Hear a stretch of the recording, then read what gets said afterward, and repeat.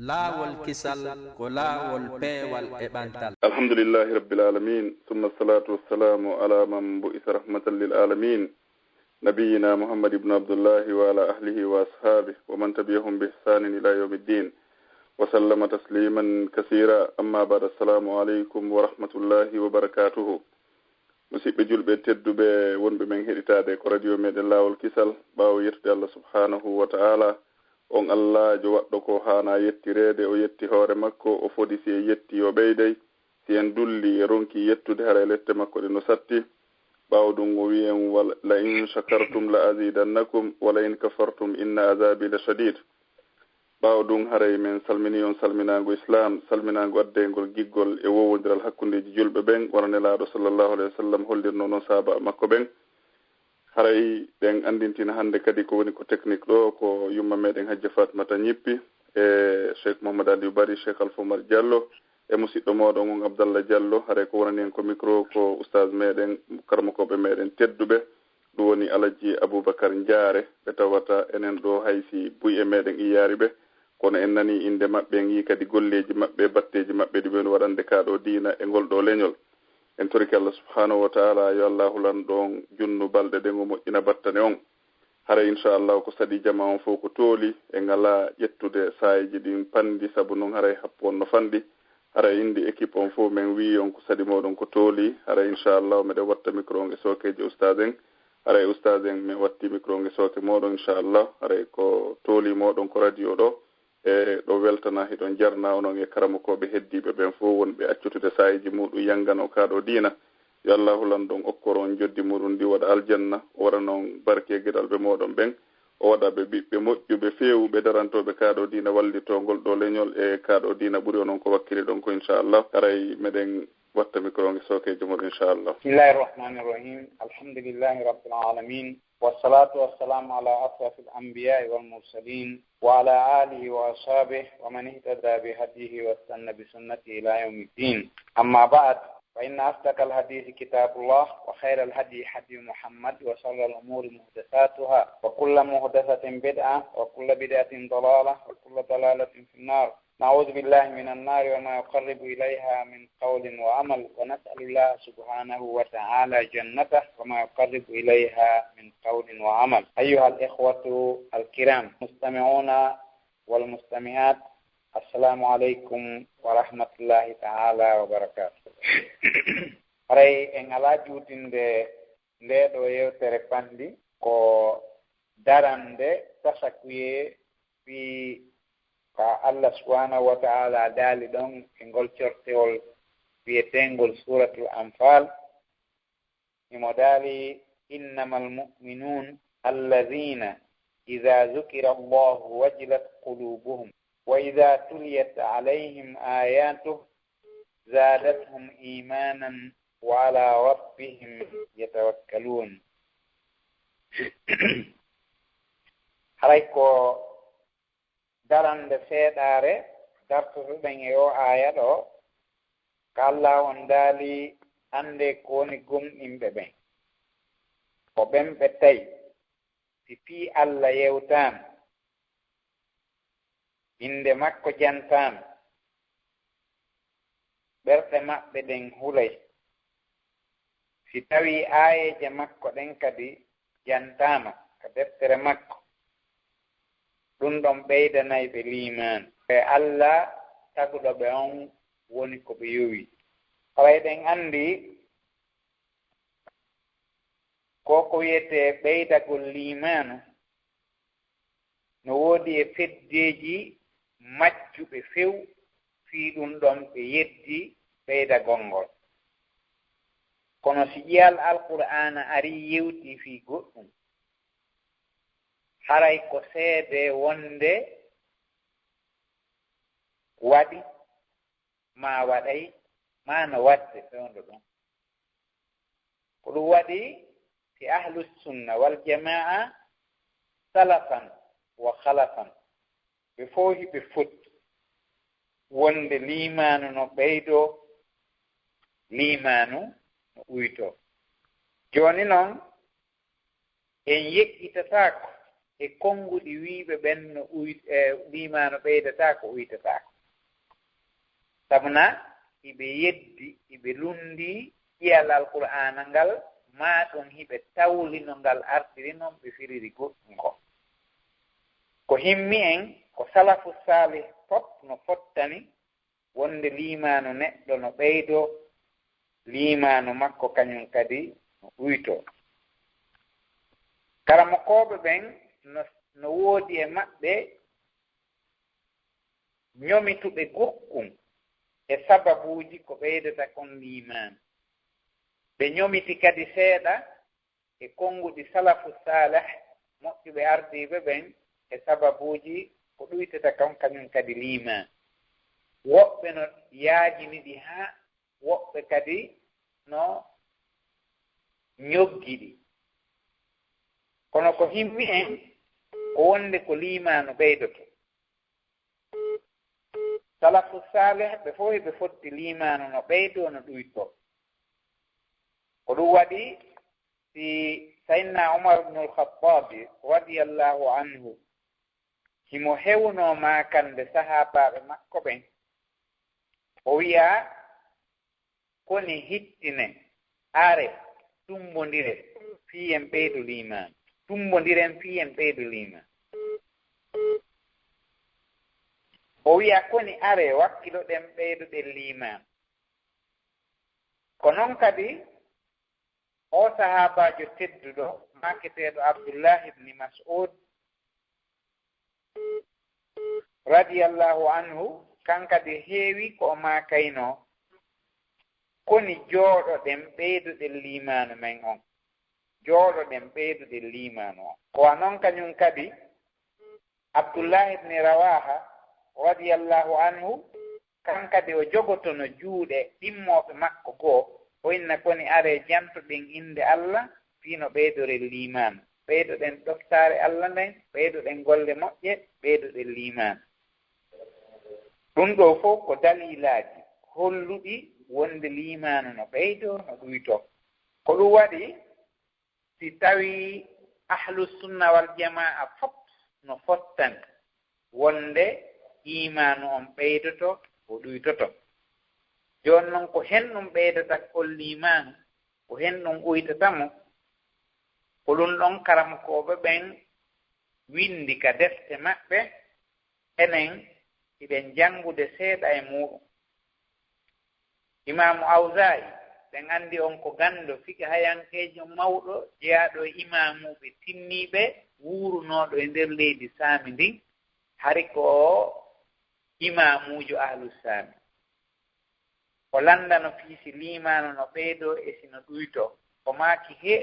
limanu no ɓeydo haa wawa pelle towugol no ɗuyto kadi haa hara hay hunde lutta e mum karamo koɓɓen noon no maaki wono hafiz ibnu rajab o gando hambaliyankejo mawɗo jeyaɗo e mujtahidina kadi o maaki no jeya e sababuji ɓurɗi himmude iɗi ɗuuɗi ha kono ɓurɗi himmude no jeya e muɗum wakkilagol andino gandal l'islam gandal sariya allah gandal masaygal ngal wosi hooti ɓeydike gandal hara ko gandal deftere allah nden e sunna nelaɗo makko o ɓeydike ngal ɗon gandal o ɓeydoto limanu makko on ɓeydoto ko ɗum waɗi si karamo koɓɓen no rerɗini fingal ɗo gandal ɓaawa taskagol maɓɓe deftere allah nden ko rerɗini kon fingal ɗo gandal ɗaɓɓere gandal ngal janngin alqur'an fewndo o waktuɗo janngugol ngol no newi ha haalaji ɗin no wallitade fino janngire moƴƴa kanko ibnu rajab imo maaki ngal ɗon gandal nafa e ngal wo ko jogitagol ƴiye deftere allah nden e ƴiye sunna nelaaɗo makko on sallllahu alayhi wa sallama maandi to hunjo faama ma'anaji ko woni nder ton kon yilto ƴetta ɗi e sahabaɓe nulaaɗo ɓen radiallahu anhum e heeduɓe ɗon ɓen jokkuɓe ɓe ɓen kamɓe sahaba ɓen ɗum wiyete tabi'in no ɓe firirno noon alqur'anare nden ɓe firi hadise nulaaɗo on sallllahu alayhi wa sallama ɓe humpitori sabu ɗum ɗon kala ko harmi e ko dagi ɓe humpitori sabu ɗum ɗon no ɓe woɗɗitora e belaaɗe aduna no ɓen ɗon firirno ɓe sennidiri ko selli e ko ñawi kon heɓugol ngal ɗon gandal wi'etengal gandal alqur'ana e gandal sunna gandal sariya Allah on e ko wallata fi faamugol ngal ɗon gandal fof ila e gandal tawhidi andugol Allah e inɗe makko e sifaaji makko e ko haani siforeede kanko Allah e ko mahalɗi e hakke makko fii ko siforeede no jeya e muɗum gande firo alqur'ana sellungo e firoji hadiseje nulaaɗo Allah selluɗe e firoji fiqhu ko tawata ko iwru ɗum ka karamokoɓe ɓe tawata ɓen heɓi gandal mawnungal ɓe yemike qur'ana Allah on haa ɓe yaltinani en piiji wirnaninoji en puy ton ɓe yemike sunna nelaaɗo on haa ɓe yaltini ton piiji ɗi tawata selba hakkille wawata faamude kamɓe Allah lan ɗon okkiɓe gandal mawnungal ɓe wawi ɓulninade ɗum wono Allah on daaliri noon fii haqqe wawɓe no ɓe wayi fof la alimahu alladina yastambitunahu minhum ɓen ɓe tawata Allah no okkiɓe ngal ɗon gandal malakatul ijtihad gandal wawngal yaajude haa tawa ooti anday ko ɓuri heewde kon e faandunde Allah e nde deftere makko e sunna nelaaɗo makko on sallllahu alayhi wa sallam si tawi goɗɗo Allah hawninimo anndugol ndon ngal ɗon gandal haray o heɓi goɗɗum e sababuji mawɗi koyno wallito ooti fiino limanu makko on ɓeydora amma ɓure ko woni kon e gandal ƴiye alqur'ana ko fira fimum kon ila o aya alqur'ana wonɗo ka suratu ali imran sayida allahu annahu la ilaha illa huwa walmalaikatu wa ulul ilmi qaiman fil qisti haka hatti e ayeji wawɗe wano noon kanum kadi wa yara alladina utul ilma alladi unzila ilayka min rabbika huwa alhaq ko utul ilma on woni seede o e innama yahsa allaha min ibadihi lulama sifa ɗen ayeji wawɗe noon hiɗe ɗuuɗi e alqur'ana o e hadiseje arɗe ka Bukhari e Muslim e sunanul arba e defte buy sifa o hadise fillaɗo en morde e Muawiyata ibn Abi Sufyan radiyallahu anhu kawo maaki ɗon ɗen man yuridillahu bihi khayran yufaqihu fi ddin wonde o naninulaɗo no maaka ngol konngol ɗon ɗe ayeje ɗe hadiseje wawɗe ni buy no ton wowluɗe fii ɓure gandal e ko honno gandal ɗaɓɓirte himme ko woni e fii gandal ɗum ɗon defte ɗen no yaltini ɗum laɓɓini yewti fii mum haa yaaji wano defte ibnul qayyim il jawziya sibanu miftahu dari saada e wano noon kañum kadi defte karamukuɓe ɗuuɗuɓe wano defte ibnu abdil barri ko nandi e muɗum defte imamu shawkani defte imam nawawi sifa ɗum no ɗuuɗi yewtuɗe fii sarhugol ɗe haayeji alqur'an fii hollugol ɓure gandal e nafa ko woni e gandal hadiseji ɗen no ɗuuɗi yewtude fii mum e ko karmakoɓe ɗuuɗuɓe yewti fii gandal ko tawata maana muɗum on no yaaji ɓure muɗum on no yaaji ɗaɓɓo andal ruttoto e ɗen defte fii o anndu o ɓeyda humpitade ɓure ko woni kon ngal ɗo gandal ko ɓuri en himmude ko gandal ngal ko be ɗaɓɓe ko be ngal yangane yelagol tum heɓatangal heɗagol tum kañum kadi heɓatangal ko be oti gollira tere makko ɗen e waɓutu makko on o okka gandal ngal fiyo heɓu goɗɗum seeɗa e maggal joni noon ɓaynulaɗo maakimo Allah faalana moƴƴere o ko faaminaymo diina kan haray noon jooni ɗum ɗon holli en wonde ɓayhiɗen faala moƴƴere yen girno faamiren diina kan hunde no wata en faaminde diina kan sina janngen fii makka heɗagol yonata ko be jannge janngugol ngol ko ɗum ɗo woni laawol hisingol ngol fino heɓinen gandal ngal si tawi en janngi tum feere o alaa en ɓeydoto liimaanu mo janngi Allah alam ɗon ɓeydanaymo liimaanu sabu no haray o heɓa e ndeer gandal ngal piiji ɓuyi walla e ɗimo no liimaanu makko on ɓeydora haray noon batteeji ko woni e ɗum ɗon kono ɗuuɗi kono hiɓe jooɓii kamɓe kadi karamokoɓe ɓenni gandal ɓurgal himmude janngeede ngal ko alqur'anaare nden ko ɗum wiyetee janngugol alqur'ana e hoore taskagol jannga alqur'ana tasko ɗum ɗon walla e ootii fiyo liimaanu makko on ɓeydo o dolna o tiiɗa daneeri heɓoo e muɗum fota fota annoora heɓoo e muɗum fota fota sabu no allahu on jippini ka deftere makko wonde nde deftere ko deftere hebbinaande barki nde ɗo deftere ko deftere wonndude e annoora ko wonndude e peewal ko wonndude e yurmeende nde ɗo no feññini piiji kala ko julɗo ma porta e nde feññini nde ɗo deftere ko arani ko fiyen heɓu tasakuye e mayre taskoɗen aayeje ɗen wakkiloɗen huutoren ko woni nder ton kon haray si ootii heɓii anndal alqur'ana nga o waawi taskorde sabu ɗum ɗon deftere Allah nden o taskike aayeje makko ɗen fota fota o heɓii ganndal yaajungal sembinay liimaanu makko on ɓeyda liimaanu makko on sabu no haray himo jentaade yewtere Allah nden subhanahu wa ta'ala mo jentaade daalol makko ngol ko kanko woni lanɗo lamɓe on ko kanko woni e won hewtinayɗo en yamirooje makko ɗen e haɗooje makko ɗen fii en waawi gollitirde ko yamiri kon e accen kañum kadi ko haɗi kon haray ngal ɗon ganndal ko ganndal himmungal fota fota janngugol alqur'ana on ka ƴiye ɗiggina yilto jannga pirooji ɗin kadi fii o heɓuno o taskora alqur'anaare nden Allah no daali afala yatadabbaruuna alqur'an e bela ɓe taskata ko nde alqur'anaare e kono yo ɓe tasko nde alqur'anaare nokku ko kadi o daali afala yatadabbaruuna alqur'ana am ala qulubin akfaluha e ɓe taskata ko nde alqur'anaare ka ɓerɗe ɗen sokike ɓerɗe ɗen sokike ɓernde goɗɗo sokike o wawata taskade alqur'ana o ɓernde nden noon no mari bogorooje ko sokata nde haray ɗum ɗon haɗay ooti taskagol alqur'anaare nden ɗum Allah daali am ala qulubin akfaluha kam ka woni e ɗe ɓerɗe sokir ɗum ɓerɗe ɗen hara bogorooje ɗen waɗama e majje ɗe fermike ɗe hippike ɗe waylitike hara ɗe taskata ko alqur'ana ɗe nanata alqur'ana hannde kadi ɗe wawata huutorde haray nde alqur'anaare ganndal mayre on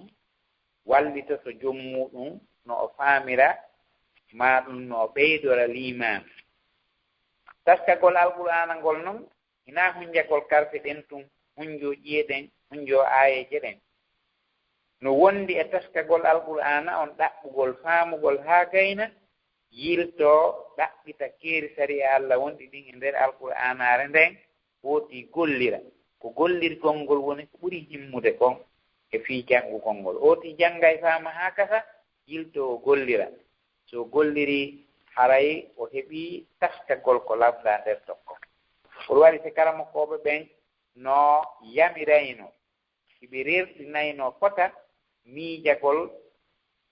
tasko fota fota fiyo ooti humpito faandunde Allah nden subhanahu wa ta'ala e ɗe yamirooje makko e ɗe haɗooje makko ooti ndaara dalilaaji ɗin ka alqur'ana o humpito ko woni nder ton kon imama ibnul qayyim rahimahullah no jeeya e konnguɗi makko o maaki si tawi a faalaama naftorde nde alqur'anaare a geray tumbindira miijooji e tasakuyeeji ko woni konka ɓernde ma fof hawtita nokku nguutu nde hinde janngee fewtinaaɗi e mayre nde hiɗa jento fewtina miijooji maaɗin fof e mayre fewtina haqqille maaɗen e mayre fewtina nanɗe maaɗen e mayre jooɗora wasi tawi woniiɗe lanɗo jogiiɗo miri mawɗo no yewtudemo hay hinƴugol a suusataa hinƴude haray si tawi ɗa faala naftorte nde hinde jannge ko noon wa'ata yeeso janngugol ndengol e yeeso jentagol wono andirɗa noon teddugol jibrilu jippinɗo alqur'ana on sabu teddugol nulɗo mo jippini nde on ko noon kañum kadi nde teddiri e teddugol yottinɗo nde on ɗum ko nulaaɗo men on sallllahu alayhi wa sallama nde hinde jannge kadi yo wa'ane wasi tawi ɓeeɗo fof no yeeso ma ko waɗi ko yewtere maɓɓe ko yewtere Allah daalol makko ko ɓeeɗo yottini wonɗa jentaade si tawi wonoyi a taskaaki ɗum ɗon haray a naftorta no jeeha e laawol kadi ko wallata ooti kon fii taskagol alqur'ana on humpitagol tawhiidi laaɓuɗo ko woni kon nder ton ila e aya ƴewtayɗe fi'inɗe Allah e sifaaji makko ɗin ɗum ɗon kadi ko jeeya ɗum e gandal ɓurgal mawnude ɓurgal hittude ɓurgal wallitaade ooti no faamira deftere Allah nde ko en ɗum waɗi ko gandal tawhiidi ngal nottata ooti e yiɗugol Allah sabu a waata yiɗude ko a annda e hulugol mo a waata kadi hulude ko a annda e jortagol mo laɓɓinanamo golle ɗum ɗo fof a wawata wadde hara annda wonde Allah subhanahu wa ta'ala ko tagani tagu ngun ko fiyo ɓe anndumo ɓe rewa mo ko ɗum ɗo woni hattirde ko tagiri kon tagu ngu ɗum ɗo fof muɗum wallitoto ooti kañum kadi no faamira deftere Allah nden subhanahu wa ta'ala so heɓi tawhidi on o heɓi faamugol deftere Allah nden ɗum ɗon wallitoto momo ndimanu makko on ɓeydora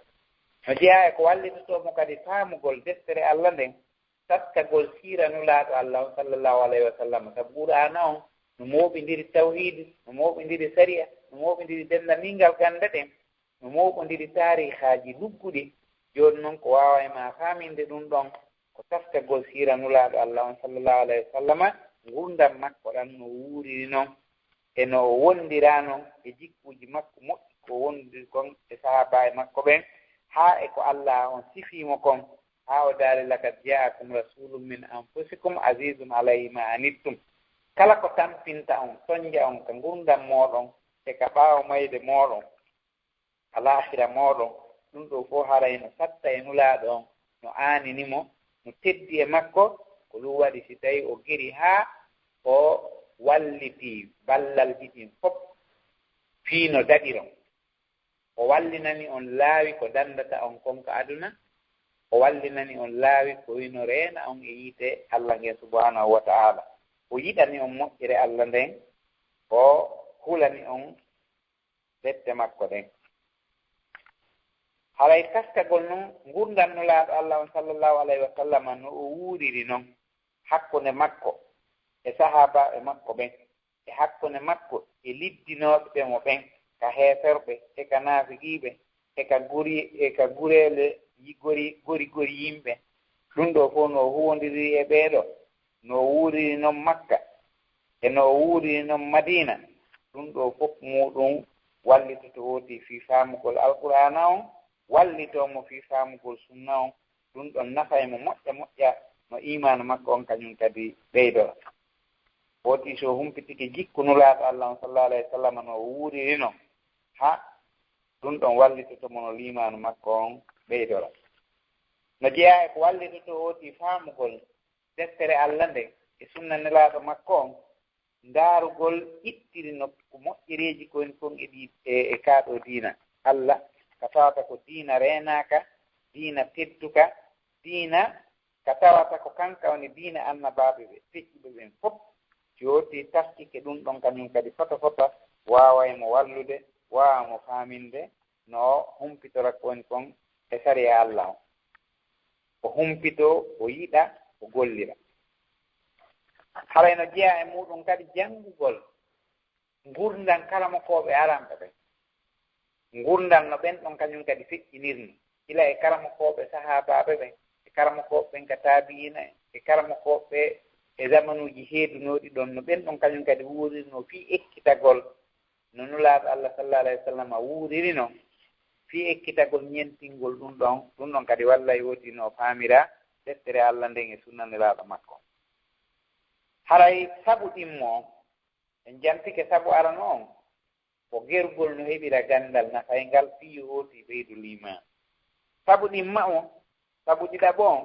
ko taskagol mu'jizaji Allah ɗin tagu makko ngu tasko taguli Allah feeñuɗi ɗin wawa miccitade fi taguli Allah wirniɗi ɗin wonɗo ndarude tagu Allah ngun fota fota o yi'ay kawakeji mawɗi e muɗum koyno ɓeydanamo limanu ɓeydanamo tawhidi o ɓeyda andude wonde taguɗo ɗi kammuli e ɗe leyɗe tagi ngenangue e ndu lewru tagi ɗe koode tagi piiji ɗin fof wonɗo lontindirde jemma e ñalawma tagi ɗi puɗi tagi banu adama e kawakeji ko woni e makko kon fof oɗo Allah ko jojjuɗo rewede o ko goto ni o ko bajjuni si tawino haɗa mo marno ɗimmo honno ɗum ɗo ila wallina heɓi ɗo poɗodiral harayno waɗi kono hay ko o bajju ko kanko tum ko ɗum waɗi poɗodirgol ala hakkunde makko e hay e goto e hakkunde makko e hay e hunde ɗum ɗon ɓeydanaymo limanu o ɓeyda hoolade o ɓeyda tabintinde finde makko limanu nde haray ɗum ɗo fof kañum kadi ko jeeya e ko wallita to woti fiino limanu on ɓeydora haray no jeeya e muɗum kañum kadi yilditagol darta hoore muɗum fota aya alqur'ana no toon wiwɗo wa fi anfusikum afala tubsirun wa fi anfusikum afala tubsirun on aya ta taskike mo taskande jande a geray humpitoɗa fi o ibnu adama ko hombonuma an o banu adama kawakeji ko Allah rewnidiri kon e maɗa ɗinno ɗuuɗi joni noon heɓugol tasakuye dartugol hoore mum taw no ardino eno woni feƴƴirde noon eno woni feƴƴinirde noon e ko suti ɗum kon e ko feƴƴini kon e gurdam muɗum e ko suti ɗum kon yeeso woti tasko ɗum fota fota o anda fi o banu adama sama kala ala e makko afa hasibtum annama halaqnakum abadan o tagiraka sama kala kadi tagali ina fi sama kala o tagira ina kadi sama kala tagimo oɗo banu adama kawakeji mawɗi no e tagudi makko ndi joni karamokoɓe ɓen ka ñawdigo ka gandal ñawdigo iɓe ɗaɓɓiti fiino o banu adama wayi ngalawji jani no e muɗum fiino tagudi makko ndi waalori noon wa fi anfusikum afala tubsiruna tabi'a makko on kanko o banu adama no wayi noon no Allah subhanahu wa ta'ala fonnidiri mono no fewniri mono oɗo ɗen fii makko no ngalɗini ɓuri taguli ɗuuɗuɗi joni noon o tagaɗo tawiraɗo mbuɗo tagu fof yo geri o tasko o darta hoore makko fii o andi hoore makko so andi hoore makko heɓayno o ɓeydora limanu o ɓeydo tasakuye fota fota fii hoore makko hala o yeddali tagudu moon ɗum ɗon kadi wallaymo no ɓeydora e nder limanu makko harayno jeeya e saɓuli ko wallata oti fiino limanu makko on ɓeydora wakkilagol ɓeydo golleji moƴƴi ñande oti yawa ko woni gollude kon ñande harayɗa daranade ko Allah on sari ini kon e hoore ɗum kadi iɗa yawi ko wonɗa watte kon iɗa laɓɓini annuye ma on iɗa laɓɓini fondo ma on fiyo limanu on ɓeydo ko ɓeydagol golleji moƴƴiɗi ko ɗum ɗon kañum kadi ɓeydata limanu on karmo ko ɓen no wallini calɗi ɗuuɗuɗi e firoji hadiseji nulaɗo men on sallallahu alayhi wa sallama ko tere ɗen gasta golli ila e ɓernde nden ko nde gollata e ɗen ganga e tere luttuɗe ɗen ko tawata ko dewal ni ɓeydaygal wuti limanu haray no jeeya e dewe ko ɓerɗe ɗen wondi e muɗum kon heɓgol ngol annuye laaɓuɗo e dewal laaɓungal e yiɗugol Allah taguɗo ɗum on e yowagol e Allah mo tawata on koye makko yowete yilto fewta e makko kanko Allah subhanahu wa ta'ala hulam yilto weltora moƴƴere nde Allah on waɗanimo nden o jarnam o yilto o muñño kadi si tawi woni Allah addanimo jarrabuye muñño e hoore jarrabuye o ɗiɗo piiji fof ko wallay ɗi ooti ila ka ɓernde no ɓernde nden heƴƴira nde tabita nde deeƴa ala bi zicrillahi tatma'innul qulub ɗum ɗon tawi ɗum ɗo fof tumbodiri ka ɓernde ooti wallaymo no limanu makko on ɓeydor tawtiɗon noon golle ɗengal ngal ila e janngugol alqur'an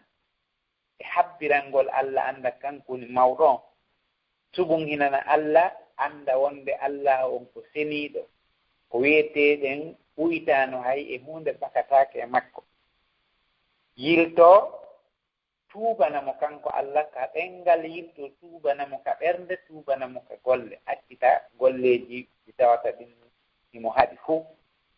hooti jarno Allah subhanahu wa ta'ala ɗum ɗon kañum kadi ko golle ɗengal ngal noon fiyo hawtito ko woni kon ka ɗengal e ko woni kon ka ɓernde ko waɗi ɗengal ngal ko ɗum nantinta ko woni kon ka ɓernde ɓernde nden no miijaade kono ɗengal ngal nantinayi ko nde woni miijaade ko yilto golle tere ɗen ila e julde heɓi e korka heɓi e sadakaji itteteeɗi e zakka ko tawata ko dewe jawdi ndin kono ko ka ɓernde iwrata ko si woti no mari iman waɗa ɗum ɗon e hajju on ko tawata kono renndi ni jawdi ndin e golle ɗe ɗum ɗo fof muɗum ko golle ɗe tawata si tawi wooti hebbiniiɗe e hoore laaɓal annuye e hoore rewgol no windori noon fiimi wooti rewiri noon Allah ɓeydanaymo limanu ñande o ñande si tawi noon Allah alan ɗon ɓeydani julɗo limanu haray kala ko uytanimo haray yo anndu o uytaade ko si tawi iman on uytorimo ko ɗum ɗon haray woni haray o ɓeydaaki si limanu ɗuytori goɗɗo kala ko ɓeydora haray ɓeyda haray ɗum ɗon hina ɓeydano ko uytano si limanu noon ɓeydani ke neɗɗanke kala ko ɗuytanimo haray ɗum ɗon nden wawata sansude alhaali makko on ay e hunde no limanu on dolniri o ko noon ɓernde nden tabitiri ko noon hooti kañum kadi fewtiri e Allah subhanahu wa ta'ala haray karamakoɓe ɓen no yewti piiji puy ɗi tawata ko sababuji ko ɓeydata limanu haa woɓɓe no moƴƴini defte ɗe tawata ko fii ɗum tun woni e majje hala ɗe yaha e mujalladuje kadi mujalladuje dewtayɗe fii geɗe golleji wawayɗi ɓeydude limanu wooti o amma hella ka joopagol ko barkiɗi kañum kadi fii ko uytata limanu on ɓay ɗum ɗon kadi ko nambara ko be ooti annda seeɗa e muɗum karama koɓɓe no yaajini ha kono ko yeru joopagol tun wonɗen joopaade no jeeya e muɗum ko ɗuytata kol limanu tirkangol Allah subhanahu wa ta'ala yani golli giddi tirkangol Allah subhanahu wa ta'ala ɗum ɗon koko ɗuytata limanu neɗɗanke no jeeya e muɗum majjugol fii Allah few neɗɗanke heɓaali annora ko anndira Allah o heɓaali gandal waaway ngal mo anndinde Allah taguɗo mo feere o ala imanu makko on ɗuytoto ko waɗi haray o heɓi fumman hulɓiniiɗo ko tawata wona e sabu wirnugol limanu makko on golle makko ɗen laaɓata golle makko ɗen yooɗata waɗi majjere nden harayno yeeso makko majjere nden ko ɗum defata mo tooñugol defa mo jaggitugol defa mo waɗugol ayyibaaji e boneeji heewɗi defa mo faggitagol junubaaji mawɗi ɗum ɗon fof ko defata mo ɗum ko angal anndugol mo Allah subhanahu wa ta'ala ko ɗum waɗi si tawi woni ɗen e majjere nden koko ɗuytata limanu neɗɗanke majjere nden no hurɓini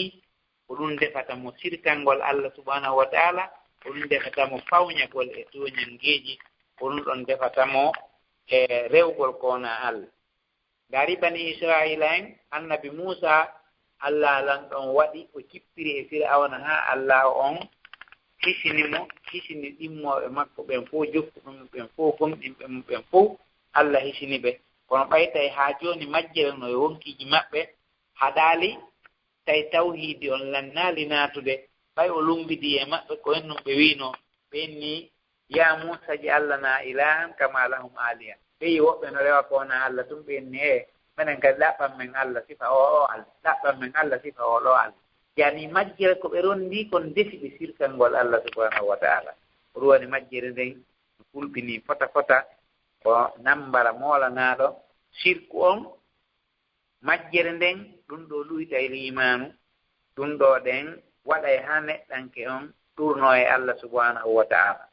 no jeeya e ko ɗuytata limanu neɗɗanke on weltindagol e rewgol Allah ngol si tawi neɗɗanke no derfi rewgol Allah ngol no ɗuyti ngaamelo ngol no tiiɗi e makko ko wiyete kon naafiqaaku no jokkimo jikkuuji naafiqaaku no jokkimo feere waala limanu makko on haray no yande tun gukkum haa nde wootere waaɗo lat en no waɗi hala oti ko aanini ɗum wo ko fii weli e foti ko aanini ɗum wo hannde kadi ko fiino ngurdam makko aduna ɗam moƴƴira o ɗuuro e ngurdal laahira la haray on ɗon ɗen si tawi fewndori noon haray yo tuumu hoore makko watta yiiri o tawa limanu makko on no jippaade fota fota limanu makko on heɓi battaneeji bonɗi ɗi tawata duggu muɗum ngun hewti limanu makko on haa ombike neɓata hara miɓɓiti neɓata hara maayi ɗum ɗon ko nambara moolanaɗo noon koko wiyete weltindagol e dew rewgol Allah ngol subhanahu wa ta'ala foti gera seytane jaalo e ɓernde makko nde no jeeya e ko ɗuytata limanu neɗɗanke on yollagol e ɗi junubaji mawɗi yollagol e geddi faggito junubaji ila e ko yawi ɗen fii mum ha fenugol e ñowugol e waddugol e sifa ɗin alhaaliji no tiiɗi ha tawti noon junubaji ɗi tawata ɗin ko akbarul kaba'ir sirkal ngol Allah subhanahu wa ta'ala e jaggitugol e hoore yimɓe ɓen wara wonki e ko nande e muɗum e mbila yaagal e ko nande e mum e ñaamugol jewɗal e tima haka hatti ɗum ɗon kañum kadi no weƴƴitande yaajude fi kaba'iru zunubi on akbarul kaba'iri no toon kaba'iru zunubi tata kañum kadi no toon no ɗuuɗi karama ko ɓen no ɓangini ɗi ɓe laaɓani e reedu ɓe sifiiɗi haa hedeyaaji jooni noon ko yo en woɗɗitoɗi ɗin ɗon junubaji sabu no fakkitagol junubaji ɗin defay en ɗuytagol liman karama ko ɓen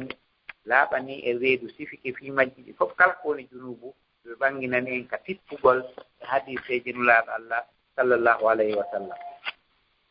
harayno jeeya ko ɗuytata liman no ɗoftagol wonki ko yiɗi o ko weli foti wonkiki ko ki yiɗi o ko tuuyoji ko ɗum ki tagira o si tawi hiɗa hula Allah sakkoɗaaki sina ɗum kanki e seytane iɗi jokkodirde si seytane on pompiiki o ƴufiniki kanki hannde kadi geray tun fino tuuyoji ɗin heɓora ko lutti kon ɗi ki landaki e battande ɗen no yaltiroy tan neɗɗanke noon ko wakkilo o yetta wonki makko kin fino ɗoftora Allah hala wonki makko kin cuɗanaali mo junubaji ɗin haa o yollo e majji o duumo e majji yejjintina mo fi Allah subhanahu wa ta'ala wonki kin ɗum ko nambara moolanaɗo jooti ɗoftike ki tun feere waalaki ukkay mo e ko ki wondi e muɗum kon faale hen ɗum faale o welataki kon tu inna nafsa la ammaratum bisu wonki kin toujours ko ki yamirta wo ko tuuyoji ko yamirta wo ko boneji ko tawata kon ko faale seytane on ki yamirta wuti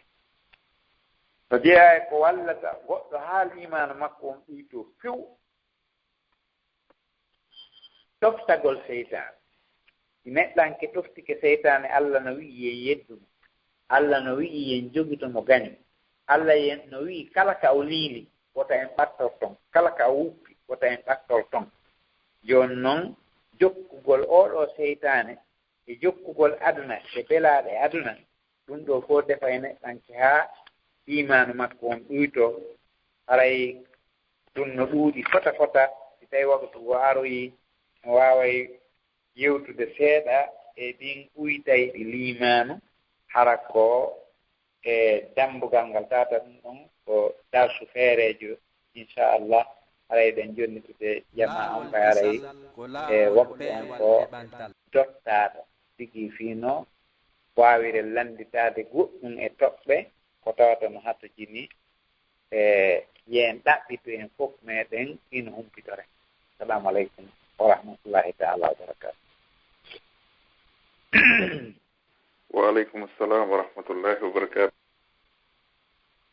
Ustad on jarnama o weltanama fota e batte nde ɗo yewtere waɗande laaɓu nde yo Allah wolan ɗo waɗangon ɗum ɗo ko misan mon hasanat yawma la yanfa'u malu wala banun illa man atallaha bi qalbin salim. waɗana yimɓe jentiti ɓen fof kadi yimɓe ɓe tawata Allah subhanahu wa ta'ala on himo manti himo yewti fi maɓɓe ko deftere makko kanko Allah subhanahu wa ta'ala wonde si ɓe nani konngudi ɓe ƴettay ko ɓuri ko moƴƴude majji ɓe gollitira hara waɗaari ɓe yimɓe ɓe tawata himo kambani si ɓe nani fi makko no yewte ɓe waɗa e kolli juuɗe maɓɓe ɗen ko noppi maɓɓe ɓe hoccita ɓe wiya qala satirul awwalin. hara inchallah ɗe gandintina hannde kadi ko wonno ko technique ɗo ko yumma meɗen hajja fatmata ñippi e cheikh Mouhamadou Aliou Bari, cheikh Alpha Omar Diallo e musidɗo moɗon Abdallah Diallo. hara inchallah ɗen uddita ɗo lande ɗen ade guttude lande ɗen haɗa ɗe gandintina fi ɗeri meɗen ɗin ɗiɗi ɗerol meɗen ngol ko Facebook e ɗerol meɗen ngol ko YouTube. haray ɗiɗo bayanaji fof haray hino wawa senede heɗite toon inchallah. haray kadi ɗen jonna ɗo numéro ji fi wonande kala faalaɓe humpitagol fi ko honno programme ji meɗen ɗi woni yarude inchallah. haray no wawi noddude ɗiɗo numéro ji haray ɗum woni 0032 492 80 15 99 65 et 0032 497 11 91. hara inchallah haray sen noddi ɗiɗo numéro ji ma son senike ko ɗerol meɗen ko YouTube on wawa yiɗe ɗon numéro ji boyi e numéro yumma meɗen o hacca fatmata ñippi e numéro ji goo fi on wawa humpitade fi duɗe meɗen nden ɗiɗi kadi lawol kisal duhiɓe hisuɓe e lawol kisal sonnaɓe hisuɓe. haray kadi wonɓe feƴƴinde ɓen ɗiɗo darsuji karamukoɓe bayanaji maɓɓe kala ko ɓe wontiri hiɓe hiwra gilandema Lagine, Libéria e Saudi e nokkeli kala Europe gaɗen. haray fof no weltana hino jarna fota haray inchallah eɗen guddita ɗo lande ɗen haray ɗen gudditana attiɓe ɓen natude ɗo inchallahu. haray jama o fof hino tora haray en jogitaki ustad en pandi ɓa haray ɗen andi happo on no fandi haray jama on no ɗuuɗi nder ga wonɓe faalade ɓellandade haray ɗen andintina kadi kala faalaɓe landade no wawi wadde étoile 61 ɗum woni star 61 hoodere capanɗe jeego e go inchallah. haray ɓe makiteɓe ɗo Mouhammad Sara Diallo. assalamu aleykum.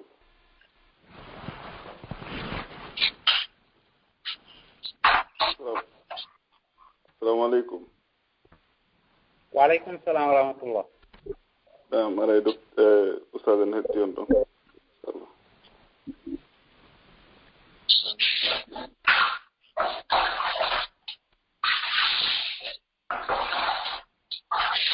assalamu aleykum. assalamu aleykum. cheikh Mouhammad Sara.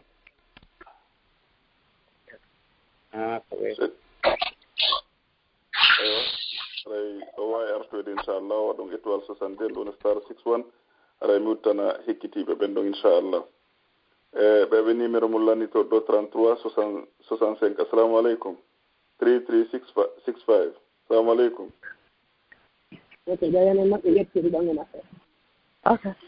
alo assalamu aleykum. assalamu aleykum. waleykum salam. ko min Hajji Jamilatu salmini on ɗon kaw awa kaw ala alaji Amadou Boy mon jang ɓe jan en jarinde paytoɓe fof ɓe jang ha yettore Allah sukaɓe ɓen fof noye jang e fof ɓe jang ko salmingol on somi nodduno men nandi kadi ɗum on jarama mi salmini kon ɓeygol men fof nani awa miɗo yettane nan jaari ɓeygule men fof jarama awara kadi salmitama tan o weltanama sengo Amerique inchallah. Naam ɓe makiteɓe ɗo ɗe nene Oumou assalamu aleykum. Wa aleykum salam wa rahmatullahi wa barakatuh. Awara ustade en heɗiti on ɗo haade ɗe garantina jamma o waɗugol star 61 hoodere 51 e étoile 60 inchallah. Naam ustade en heɗiti on ɗon. Ustade on haray men nani wajo on haray Allah ko mbaraji ɗin haray mɓe mari ɗo lande ɗiɗi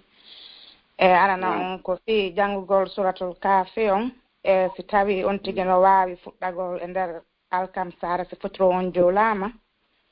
e kama on tigi habbo tun e wetugol juma on hare. Bismillahir Rahmanir Rahim. Alhamdulillah wassalatu wassalamu ala rasulillah wa alihi wa sahbihi wa sallim. Haray no joli wonde janngugol suratul kahf no yiɗa ñalande juma. Si tawi noon wi'ama ñalande juma haray no mofti jemma on kañum kadi yani e nder alkamisa on e juma on ko muɗum janngugol suratul kahfi on no moƴƴi no tentina noon ñalande juma nde yani e nder ñallal juma ngal ɗum ɗon no tentina yoti janngo suratul kahfi on koko yiɗa kañum kadi joni noon hara nde mo jannga haray mo janngidude ɗum e tasakuye ko waɗi tawhidi moolanandi no ari e ngol ɗon cortewol gila e ɓeeɗo sagataɓe wakkilinoɓe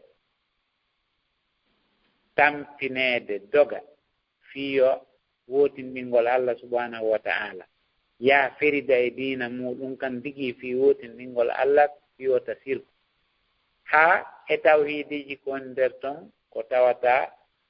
no yewti fiiji wirminoɗi ɗi tata alqur'ana on ari peññini fiɓe yimɓe ɓe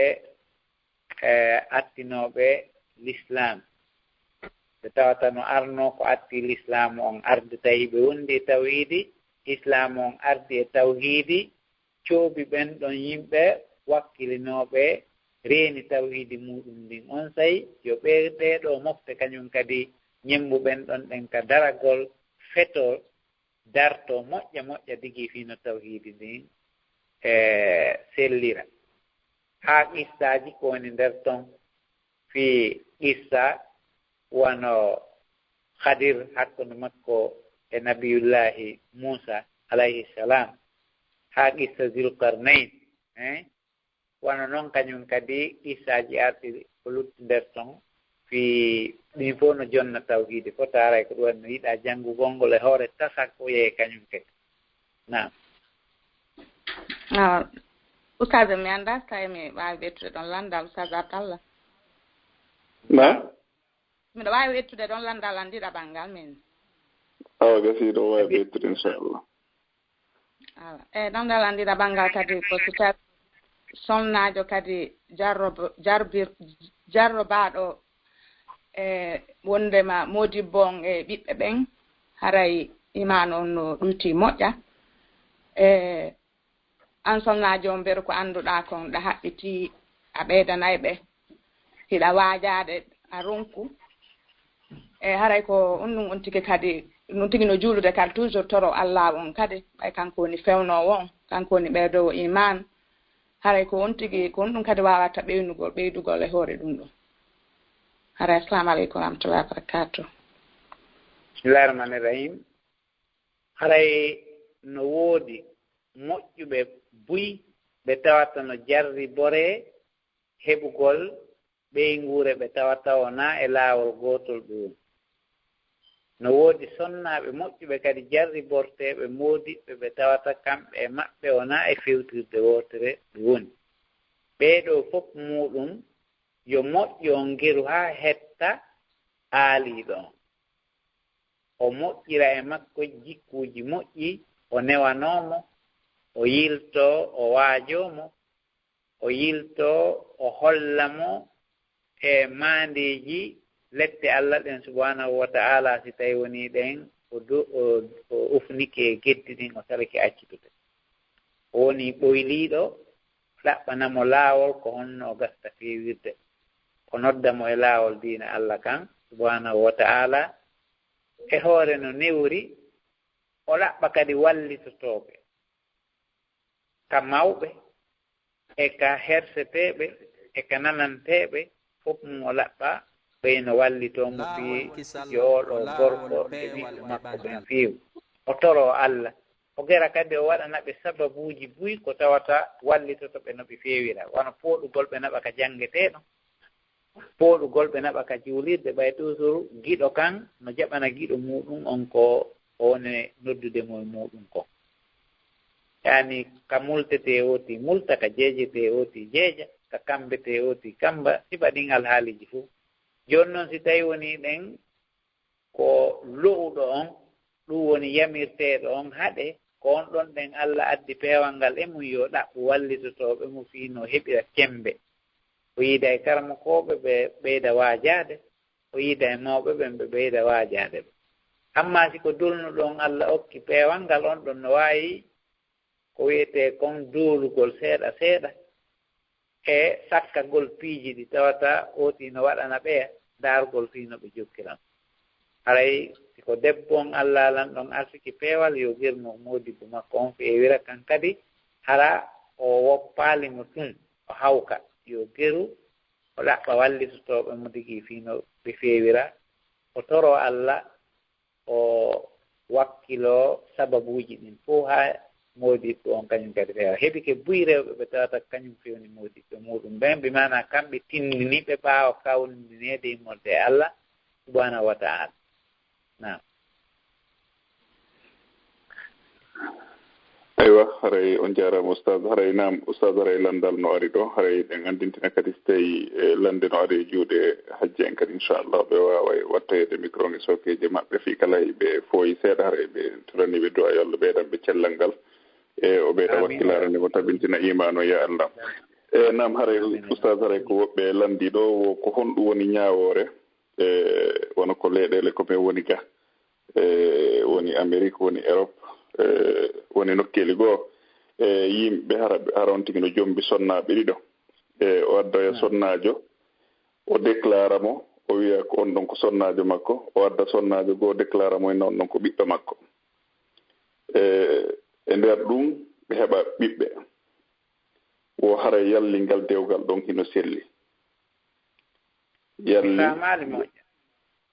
wono on tigi hara no mari sonnaɓe ɗiɗo ko meɗen o heɓa kaydi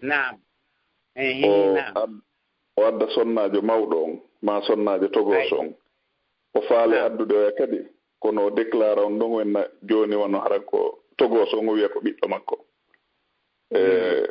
o addamo ko portoɓe nga o wonda e makko hara sonnajo on ko sonnajo makko ɓe heɓudude ɓiɓɓe kono hara o yeddike wonno portoɓe nga wonde on ɗon ko ɓiɗɗo makko si o addi mo joni noon hara tuma sonnajo on jibini o e sonnajo wiya anda e baba on ya konto wontiri o yalli hara ngal dewgal ɗon no selli e ngal ɗo wondigal ko noon woni ko landal ngal ardisteɓe takko ɗo kadi hara mi faljiɓe wawi artoyde kadi ko privé inchallah naam haray ka fenande nden no harmi ko fenande kam no harmi yooti tuubu to ko Allah o insinoyir ko woni fende ɗon kon fiino ma haaju makko sottira kono ɓay ko ɓeygu makko fenande nden ko ka kaydi woni ma ka hunduko amma haqiqe an ko ɓeygu makko ni ko tawde so inni ko ɓeygu makko no gasa ɓe jaɓata o ara emo faalale wondude e makko waɗi ha o windi e kaydi wonde ko ɓiɗɗo makko ma o windi ko bandira ma o windi tun goɗɗum godigi fiino o yaara haray ko feni ɗon kon yo golleji moƴƴi buy o toro Allah yo Allah yaafumo yor ko feni kon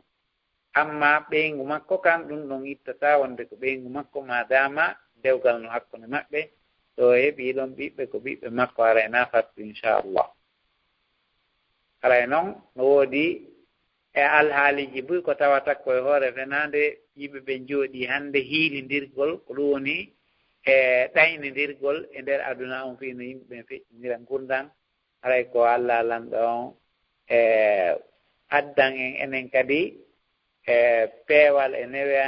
neweede fii no waawi en wuurirde ka leyɗe meeɗen hara oti wata faggitade ɗiɗo alhaaliji fof digi fino o woniraka goɗɗo tawi no woodi toon ɗen piiji buy kono ko Allah lan ɗon ƴelliti ko haa honto lorra kan eɓɓete addaruratu kaddara bi kadariha haray addaruratu bihul mahdura ɗum ɗon kadi no mari limite ko haa honto yo Allah subhanahu wa taala ɓeydan en niwendiji ɗi aywa fahin wotuɓɓen haray ɓe maaki ɗo haray ɓe tori on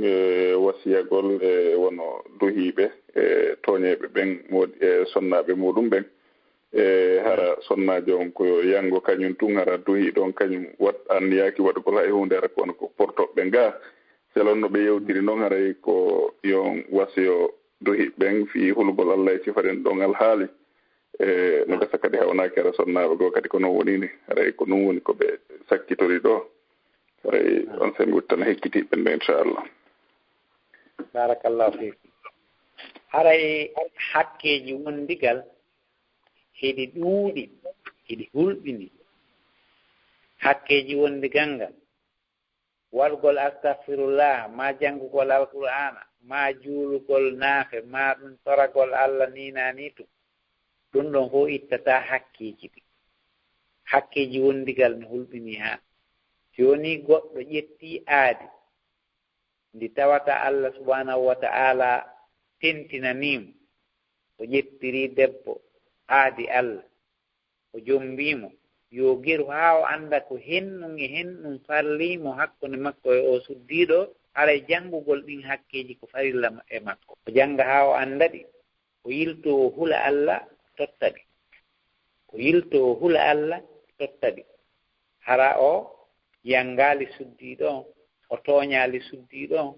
o tampinaali suddiɗo on o gera o hula Allah e hella makko o yurminamo o hula Allah o tottanamo hakkeji farliɗi mo ɗin fof hakkunde maɓɓe lutta ko gaynata kon fof ko yo waɗ goɗɗo landino nulaaɗo on sallallahu alih wa sallam ko henndu woni hakkunde makko e ɓeygu makko nulaaɗo Allah maaki sa heɓi ko ñaama ñamminmo ñamminamo si a ñaami holtinamo si a holti honnamo si a hoɗi hara a piyaalimo a yennaalimo a tuuninaalimo a aybinaalimo a hersinaalimo sifa ɗin alhaaliji fof hara a waɗaade gera totta hakkeji ɗi Allah faali ɗin hakkunde moɗon ila e yanngagol fiino fowtora ñamminamo kala sadakaji ɗin fof ko ɓuri moƴƴude ko sadaka mo neɗɗanke waɗirni ɓeygu muɗum e ɓiɓɓe makko ɓen haray ɗiɗo no feƴƴiti sadakaji ɗin fof margol ba aywa on jarama bo oustaz barakallahu fikum jasakumllahu khayran haɗa de gontana ɓe maki teɓre Cheikh Abdallah Diallo assalamu aleykum assalamu aleykum aleykum salam ara docteur oustaz en hetti on ɗon allo salamu aleykum salam waleykum salam oustaz nan Cheikh Abdallah ray ɗon meɗen gandi ko guine woni ko moɗon kono men gajjiɗo on e Cheikh Oumar Bari en tu inchallah nam eywa nam Cheikh Abdallah jon ɗo ha joni assalamu aleykum hakkeji wonnoɗen yo rewɓe ɓen kadi reeno ɓe tottana modiɓe maɓɓe ɓen hakkeji farliɗi ɓe ɗin fof ara ɓe ndaraali tum ton wonton ton onon ko lowɓe ɓen ɓe ɓuri fattanade ɓe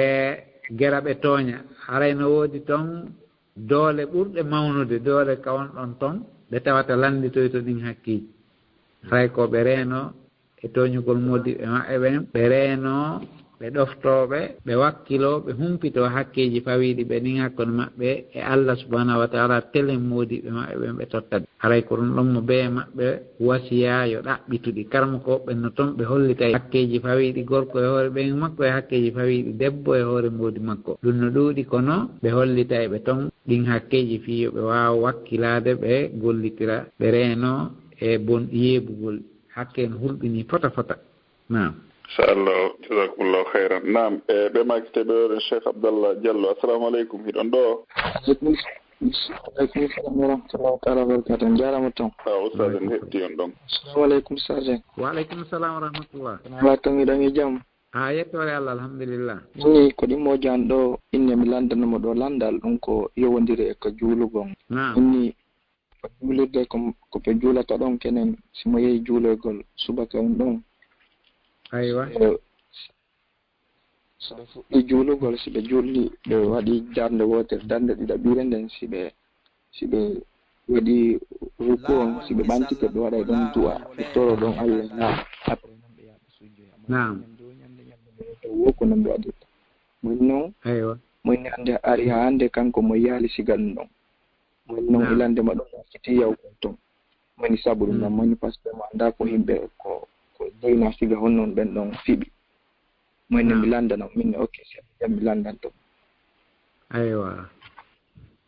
haray no waawa hara ɓemɓe woni juulude ɓaawo muɗum ɗon hiɓe mari probléme ji ka leyɗe maɓɓe ma ɓe mari probléme ji ka hakkunde maɓɓe hiɓe wadde ɗunuutu ka farillaaji fii ɗum ɗon yaani si fitina no e leydi ooti ndin ma o heɓii fitina ma annde sattunde ma ko tiiɗi no dagi ka o waɗa du'a ka farillaaje ɓaawo ɓantaade ruku'u ka fana ka alansara ka futuro ka geeƴe ka subaka imo waawi wadde ɗon ɗen du'a fii fitna fewndiiɗo on ka makko ɗum ɗon haray no dagi kono harayna ko duumoto ko yeru waƙatuuji toɗɗaaɗe amma ko duumoto kon haray sar inaaka wono ɓunuutu subaka sar inaaka ka farillaaje fii yo duumo no waɗee noon wonde si tawi ko wonde no waɗee amma si tawi ko duumo tun waktu be waktu ko ti waɗo haray e sar inaaka e ko selli no wowla noon fi mu wano ka mazhabu maliki e ka mazhabu abou hanifa hiɓe waɗa ɓunuutu ma e konnguɗi goo e ka mazhabu safay kono ko selli kon ko tabiti kon nulaaɗo on sallallahu alayhi wa sallama waɗano ɓunuutu subaka e waƙutuuji ɗin o jokkindiri ko si annde heɓike tampere heɓike fitna hulɓiniiɗo heɓike ɓe waɗa ɓunuutu ka farillaaji yeru on waƙtu ɗon si feƴƴiilan ni alaa yiltiteede e muɗum amma duumagol ngol e muɗum haray sar inaaka no waawa noon haray ka moƴƴingol jikke hakkunde meeɗen e ɓen wonɓe wadde ɗum no gata haray ɓe mari probléme ka maɓɓe ko sabu ɗum ɓe woni waɗirde ma hara ko mazhabu maɓɓe on noddi ɓe mum ɓe ronki yiide dalilaaji ɗin no haaniri ɓe jogori noon haray hatta oti juula ɓaawo maɓɓe si o heɓata nokku goo ka o juula jama fii ɗum ɗon nam moyni ɓa ko ñande ɓarata ɗon moyni jooni kanko mo annda simo yahay toon juulorgol jooni kako no gasa hara si ko ñande o ñande ɓe waɗata haray ko imma ɓe ŋati feere mazhabu maɓɓe ma ɗum hara ko probléme mo ɓe jogii on iwaade kono no waɗe hara ko wonde hara kadi waɗu toon ko dottaaɗo ko haa ñalaande kaari si ko annde nden iwi haray na yo continue hannde kadi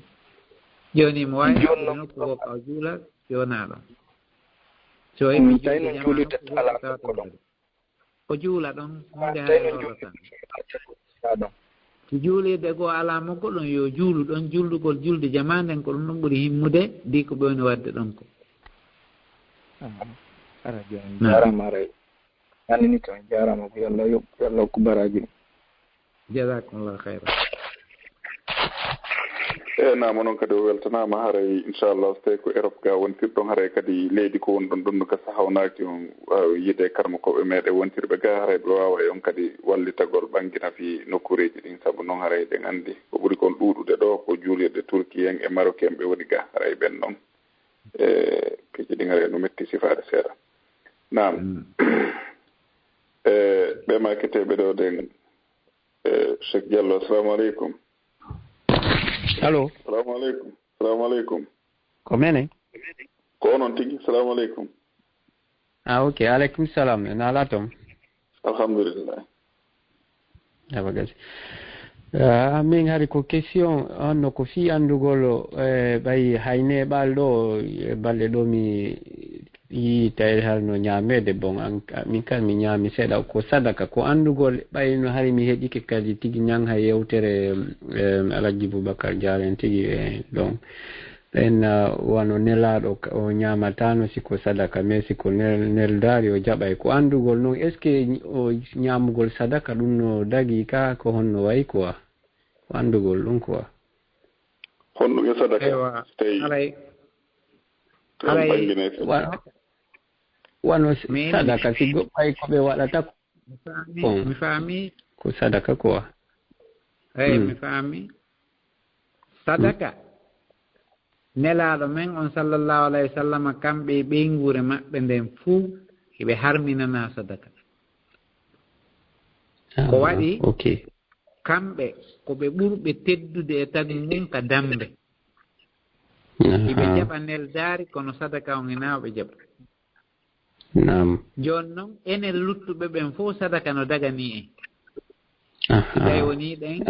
enen luttuɓen fof sadaka no dagani en ko nelaaɗo e ɓeyngure mum nden woni sadaka daganaaki ɓe piw hara dagani en kon en waawi ñaamude na ella ko sari a on dagina ni kamɓe kadi ko sari a on harminɓe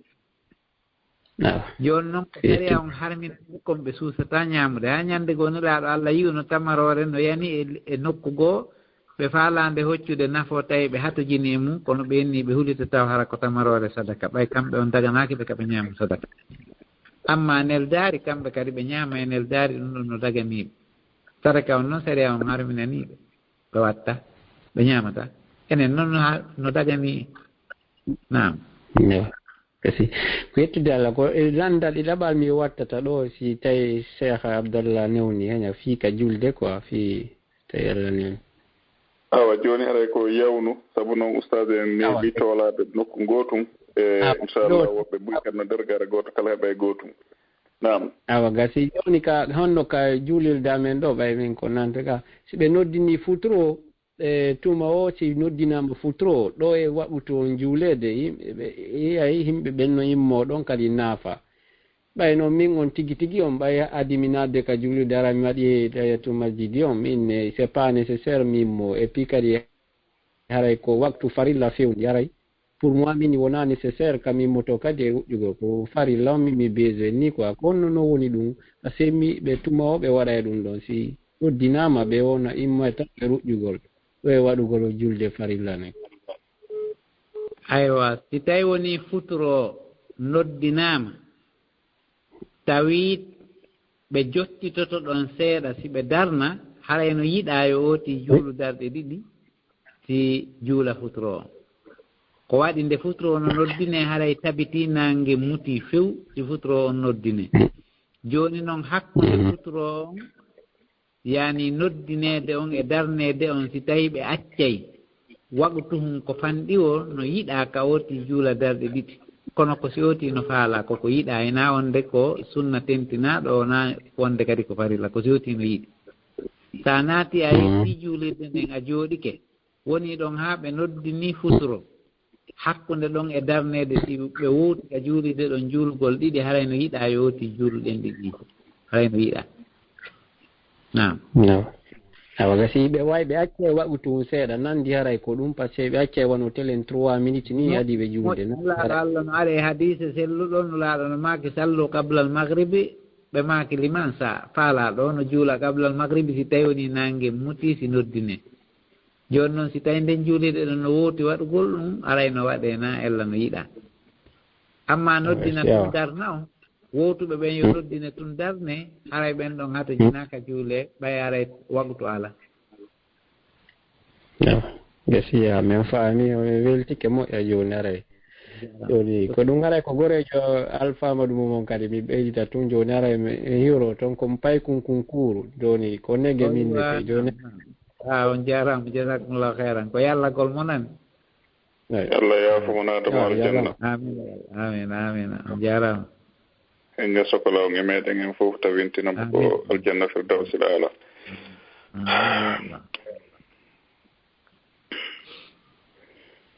naam ɓe makiteɓe Cheikh Mouhamadou Ba assalamu aleykum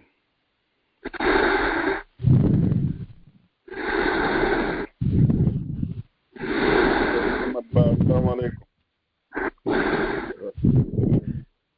eyo no gasa ɓe ɗo ray ko yette baɓe ɓe huylike moƴƴa no gasa elle ala nam ɓe makiteɓe ɗo ɗen Diallo natirɓe email. Assalamu aleykum. Waaleykum salam wa rahmatullahi wa barakatuh. Amin. Aywa ustaz en heɗiti on ɗon. Assalamu aleykum wa rahmatullahi ustaz en. Wa aleykum salam wa rahmatullah. Min kallam marɗo nandal inchallah. Fix ɗum ka kafara fi horugol balɗe tati ɗen. Hara hori balɗe ɗiɗi ɗen joni no luttanma wotere nden heɓa tun ganto horugol ɗum ɗon haray ko honɗum woni ko fawima ɗon. Ɗum hara ko kafara wondore? Hi hara ko wondore. E huɗɗoɗa waɗe goɗɗo ronka waɗugol. Naam. Oti ko horu balɗe tati. Sartaka noon kadi innugol beeɗe jokkindiregoy. Si woti hoori balɗe ɗiɗi o heɓi ko sakkotomo horugol nde ñalande mo wawi ha accude ha konko sakki ɗon potto o hoora kadi ñalande haray woni balɗe tati. Haray innaka ɗiɗi a heɓi ko sakkotoma horugol kon accu ha konko sakki ɗon potto few on say hoora wotere watta ɗon woni tati innaka beeɗe jokkindire. Inchallah. Mi fala ɓeydutugol ɗon gotal inchallah.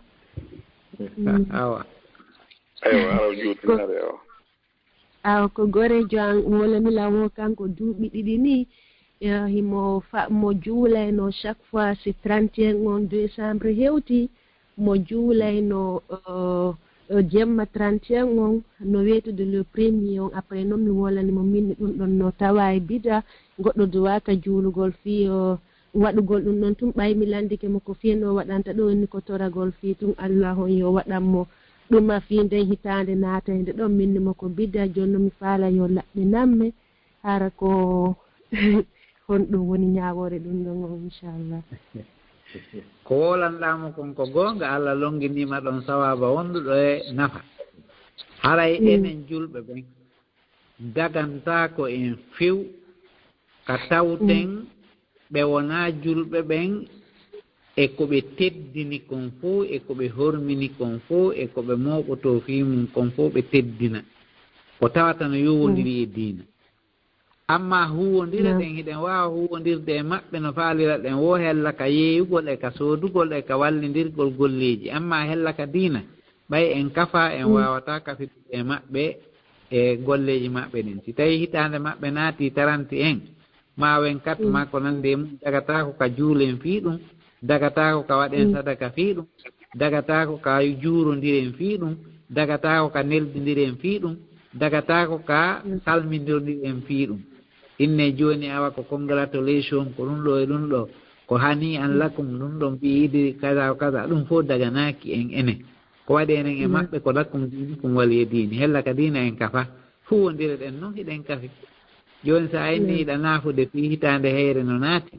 ɗum ɗon haray daganaki ma fiw wattaki naam. Aywa on jarama noon kadi o weltanama nam oustad haray woɓɓe kadi no seeni ɗo ɗen en sikki tun hannde ko dogi ɓe wona yananede ɗo kono ella alam woɓɓe kadi wo ko honɗum woni ñawore mo heeɓi mo jardi borama duhiɗo yaho karamoka kala gollal ngal o nangi ko tuma o yeehi ko ndaarowo si ngal henanamo ko tuma o noddi o ɓe ndaranimo programme ji ɗin si o anda si o waɗay ko ɗum woni ñaawore on ɗon haraɗa wondi e makko. Aywa on ɗon gorko wonɗo tuugade e hoore kommuɗi ndaaro piyoɓe ceede ma ndaariroɓe kaatime ma ndaariroɓe koode ma ndaarayɓe ko ndaari wo on ɗon ɗen ko sirkuɗo noon katara noon kadi simo fiɓi ka wonki makko wonde ɗum ɗon no mari batte e haajuji makko ɗin no mari batte e moƴƴugol haaju on ma bongol haaju on haray ɗum ɗon ko sirku jeeya joni noon si tawi woni ɗen sonnajo jarri borama yo taw hara ko sifa on ɗon neɗɗanke jombimo yo geru gerdeteɗe ɗen fof no o wogidora golle ko o tuugi kon e ndaaro o wogi dow ɗum ɗon kanko few hara kanko on o rewaali e muɗum imana so inni hannde ko ñalaande mi ndaara ni en ko nde ñalaande ɗo ɗen waɗeten wayaasi si tawi o jaɓantamo kanko taw jaɓ wayaasude nde ñande si tawi o inni ko nde ñalaande ɗo ɗen mi ndaara ni en tawi ko nde ɗo ɗen waɗeten hunde kaari ɗon ɗen haray taw jaɓanmo yo waajo mo noon o anndinamo koye sirku noon koko bonnata golle ooti ko jeeya ɗum e majjere mo yehi ndaaro imo mari junubaji hulɓiniiɗi hara o yeddi ko jippi kon e nulaaɗo Allah sallallahu alayhi wa sallama e hoore ɗum kadi o jaɓantaake dewal makko ngal no ari hadiseeje selluɗe man ata arrafan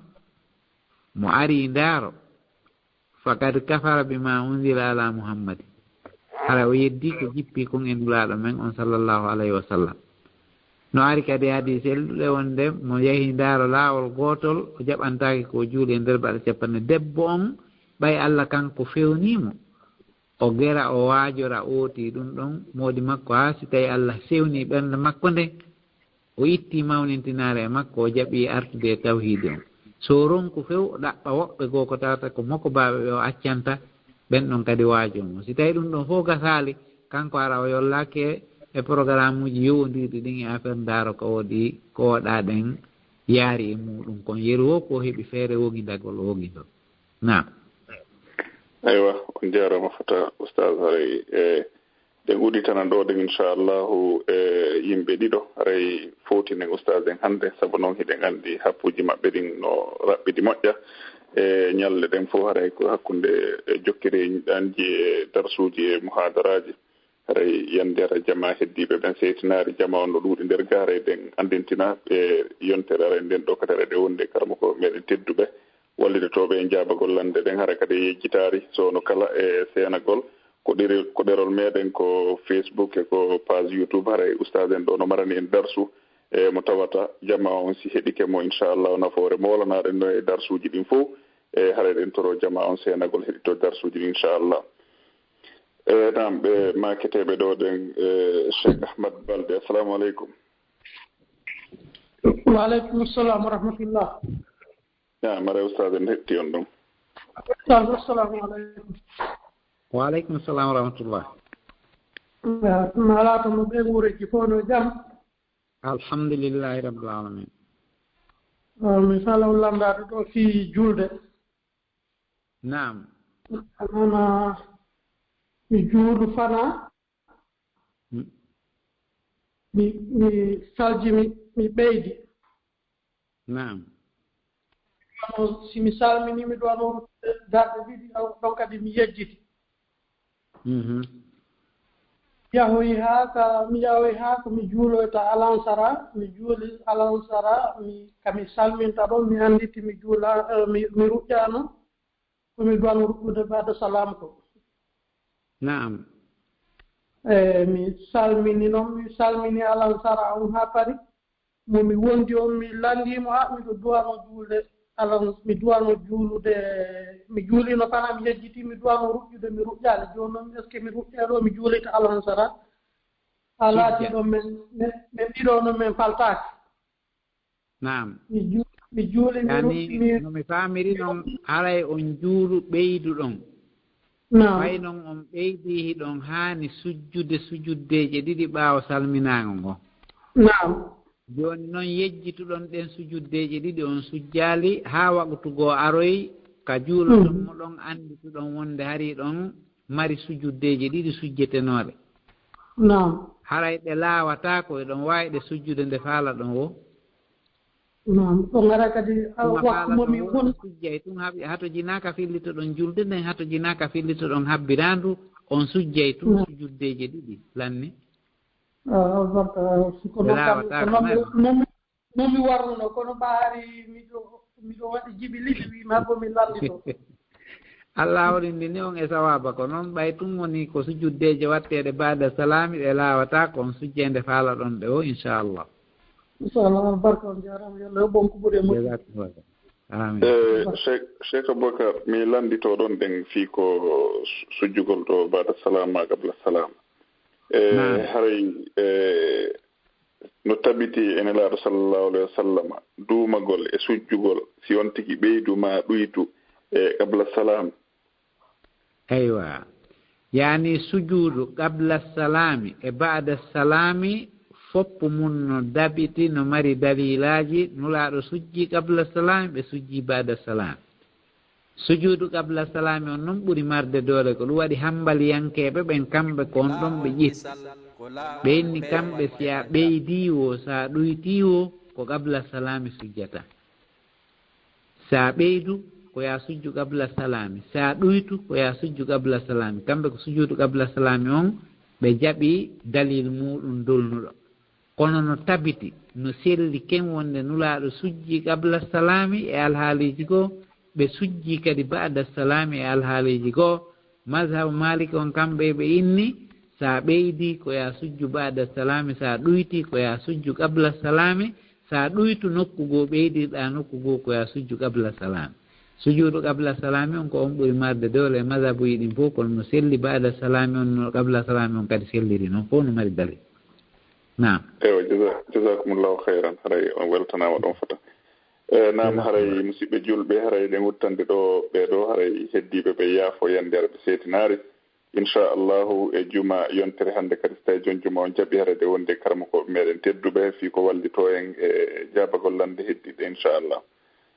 naam ɓe makiteɓe ɗo ɗen cheikh mouhammad sara assalamu aleykum. Assalamu aleykum. Assalamu aleykum cheikh mouhammad sara. ɓen ala ɗo aywa joni ɓeɗo ala ɗo ɗen uttana ɗo ɗen ɓe maketeɓe ɗo ɗen cheikh ousmane assalamu aleykum cheikh ousmane. assalamu aleykum. aywa oustaz ɗo ɗen haray tigi tigi on min jogiti noon ha o sayi ɗo haray buyno heddi nder ga kono haray min ngala uditande ɗo hande kadi woɓɓe goo haray ɓe seytinari ɓe yaafo haray min weltanike on e batte nde ɗo jonde nde seni ɗon ɗo e jondeji mon ɗi on ɗo waɗde ko won ɗo yanganade e kaɗo diina e waɗɗon ɗum ɗo gurdam moɗon dan onon kadi yo Allah yoɓu on ko jurriya o yaafo mawɓe moɗon fati ɓen o waɗa barki e ɓengureji ɗin ko ɓeyde noon teddugal ngal haray meɗen yiide golleji ɗin ha ko seni ɗon konguide balle ɗo kenema e nokkeli buy kadi kon ɗo waɗugol haray fof no iyede haray allahu lan ɗo yoɓu on jasakumullahu hayran eɗo weltana eɗon jarna onon karama koɓe ɓen fota e batte findingol ɗum ɗo yo allahu lan ɗo waɗa wonɓe heɗitade ɓen fof kadi e joddi muɗum ɗin aljanna haray meɗen tori on du'a e golleji moɗon moƴƴi ɗin haray inchallahu e fi ɓengureji e fi golleji e fi ngal ɗo ɓantal ngal jokkuɗen ɗo kadi ko laawol kisal ɗo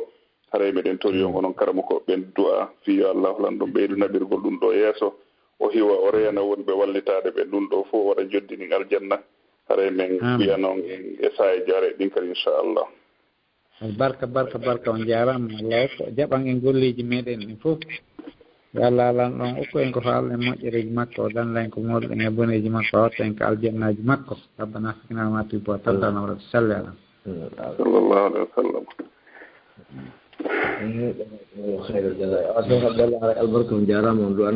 nam onon kadi ɗo weltana fota onon wonɓe yangade ɓawɓe ɗo karamakoɓe feƴƴina ɗiɗo darsuji maɓɓe en torki Allah subhanahu wa taala enen e maɓɓe fof yo Allah hawtu en ko aljanna firdawsi laalaɓe Allah arsi kaade wurdugol e nelaɗo sallllahu alayhi wa sallam ko adna ɗo yo Allah arsi ko en wurdugol e maɓɓe ko aljanna e wondude mawɓe meɗen ɓen e ɓengureji meɗen ɗin e kala julɓe ɓen o yiitindina ɓerɗe julɓe ɓen o koren lamɓe yurmeteɓe leydi meɗen ɗin o moƴƴina alhaali meɗen on en fof o surra en ko adna ɗo o surra en kadi ko laahara ñande tawata haɗa ɗum ɗon kadi goto wawana ɗum ɗon goɗɗo si wona kanko Allah subhanahu wa taala haray hiɗo weltana inde équipe on fof hiɗon jarna fota inchallah.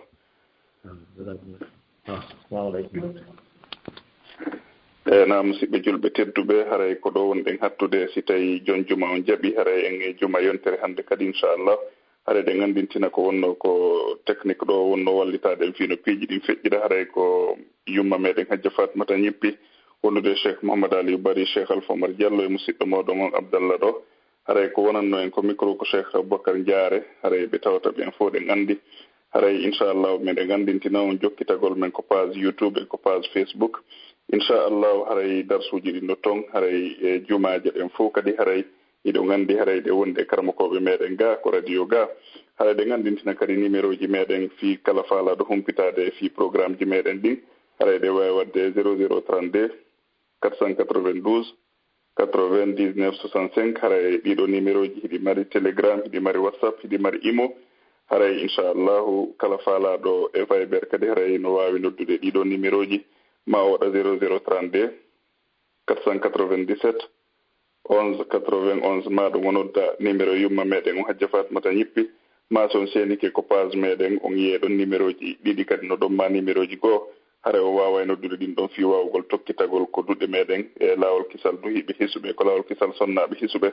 haray hiɗe wondi toon ɗen e karamakoɓe meɗen buy wonɓe wallitaden e darsuji jemma e ñalorma haray ko saɗi moɗon ko tooli musidɓe julɓe tedduɓe en e saha jere ɗin kadi inchallah mbiɗa wiyano e jamalle kisal makko woni e moɗon onon e ɓeygureji moɗon wassalamu aleykum wa rahmatullahi wa barakatuh ena musidɓe julɓe haray mi yejjitiɗen mari information mo hannoɗen feƴƴinde inchallah haray ɗe gandintina julɓe ɓen fof haray e juma yontere hannde haray ko oustad Al Hussein Ba Dakar wonani en ko radio ga haray ko saɗi jama on fof kadi ko tooli haray hiɓe yoɓani en mawdu laɓaɗo haray jama on fof hino tora hebilagol e senagol e tokkitagol e golleji meɗen ndi inchallah haray ko ɗum ɗo wonno ko mi humpitata julɓe ɓen haray ɗen toro Allah yo Allah holan ɗon tawnen e juma yontere hannde oɗo juma e raɓɓurude ɓe tawa ka o yo Allah holan ɗo yaafo ɓe onada ɓe ko aljanna haray on weltanama on jarnama assalamu aleykum wa rahmatullahi wa barakatuh laawol kisal ko laawol peewal e ɓantal laawol kisal ko laawol peewal e ɓantal